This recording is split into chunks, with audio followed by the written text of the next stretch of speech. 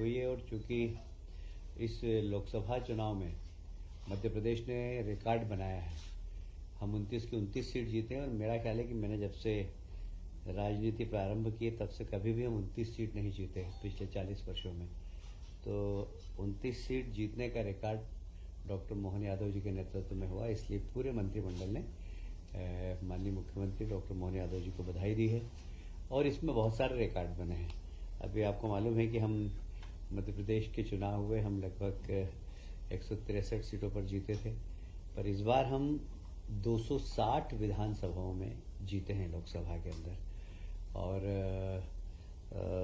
औसत हमारी हर लोकसभा की जीत 3.5 लाख की हुई है। तो ये एक बहुत बड़ी जीत है ये। और हमें वोट परसेंटेज भी हमारा बढ़ा है, लगभग 61% वोट हमको मिला है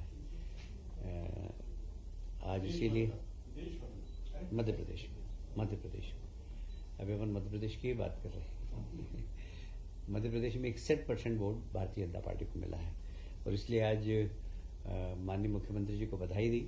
और फिर कैबिनेट ने प्रधानमंत्री जी को भी बधाई दी कि तीसरी बार एक ऐसा प्रधानमंत्री जिसका जन्म स्वतंत्रता के बाद हुआ हो, और वह पहली बार लगातार तीसरी बार प्रधानमंत्री बने हैं, ये एक रिकॉर्ड है उनके नाम से। और इसलिए उन्हें भी बधाई दी। एक सामान्य परिवार में जन्म लेकर लगातार तीसरी बार प्रधानमंत्री बनना, ये एक बहुत बड़ी उपलब्धि है। और इसलिए प्रधानमंत्री जी को भी कैबिनेट ने बधाई दी है।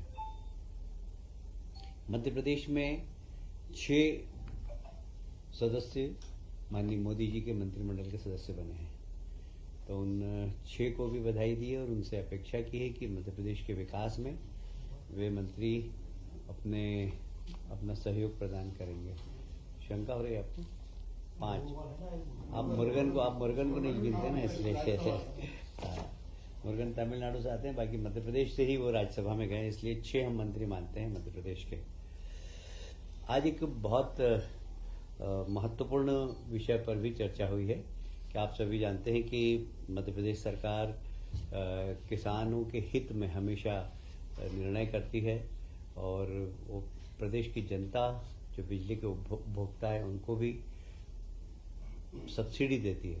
तो कुल मिलाकर लगभग 24,420 करोड़ की सब्सिडी राज्य सरकार अलग अलग वर्ग के लोगों को दे रही है। जैसे यदि मैं बात करूं, घरेलू उपभोक्ताओं को लगभग 6,000 करोड़ की सब्सिडी है। आप सभी जानते हैं कि 1 से 100 यूनिट तक बिजली के भाव अलग हैं और बाकी उसके भाव अलग है, इसलिए लगभग सामान्य उपभोक्ताओं को 6,000 करोड़ की सब्सिडी मिलती है। और किसानों को, जो सामान्य वर्ग के किसान हैं, उनको 13,000 करोड़ की, और SC/ST को 5,000 करोड़ की। इस प्रकार 24,000 करोड़ की सब्सिडी आज मंत्रिमंडल ने प्रदेश की जनता के लिए मंजूर की है। और मैं सभी उपभोक्ताओं को जो बिजली का उपयोग करते हैं, मैं उन्हें बधाई देता हूं। माननीय मुख्यमंत्री जी ने निर्देश दिए थे कि हमारे यहाँ जो स्वास्थ्य सेवाएं हैं उसकी क्वालिटी बढ़े, और इसके लिए आवश्यकता थी कि कुछ नए पद का सृजन हो।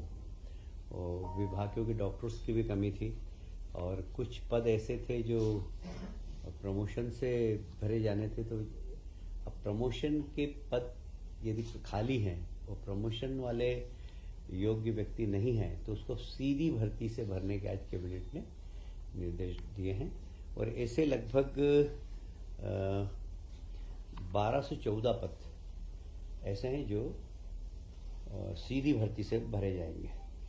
और रिक्त पदों में से 50% अर्थात 660 पदों की पूर्ति चयन के सीधे भर्ती से होगी। प्रदेश में टोटल आधे प्रमोशन से होंगे, आधे सीधी भर्ती से होंगे। जो 12 से 14 पद रिक्त हैं उसमें से आधे प्रमोशन से होंगे, आधे सीधी भर्ती से होंगे।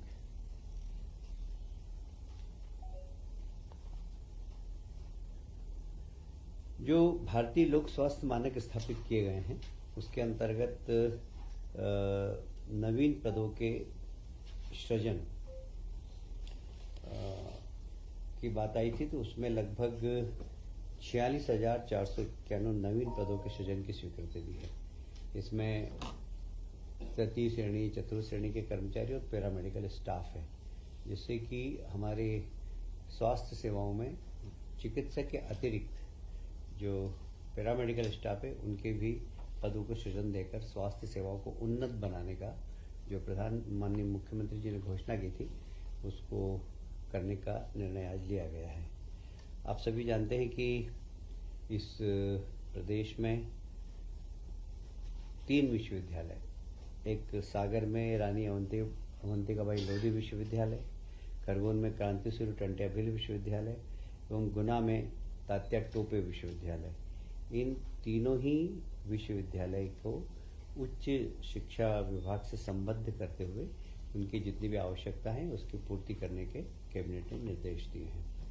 भोपाल गैस त्रासदी का जो हॉस्पिटल है वहाँ साधारणतया संविदा नियुक्ति के ही डॉक्टर्स रहते थे, हमेशा स्वास्थ्य विभाग से वहाँ प्रतिनियुक्ति पर नहीं जा पाते थे, पर अब उन हॉस्पिटल्स में भी प्रतिनियुक्ति पर डॉक्टर जा सकेंगे, जिससे कि गैस त्रासदी हॉस्पिटल की गुणवत्ता में सुधार हो और वहाँ के लोगों की अच्छी तरीके से सेवा हो सके।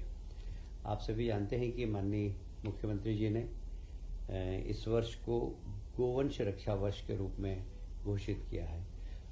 चैत्र की जो गुड़ी पड़वा नववर्ष जो प्रारंभ होता है तब से लेकर अगले वर्ष तक पूरे लगातार यह वर्ष गोवंश रक्षा वर्ष के रूप में मनाया जाएगा। इसमें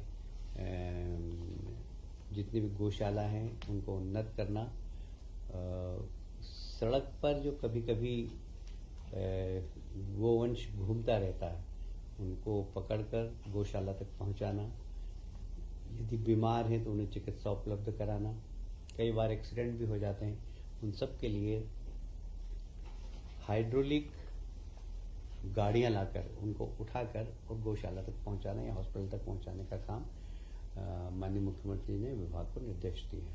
तो गोवंश रक्षा वर्ष के रूप में हम गोवंश की रक्षा करने का संकल्प लिया आज के विषय इतना ही है। यदि आप कुछ पूछना चाहें तो पूछ सकते हैं।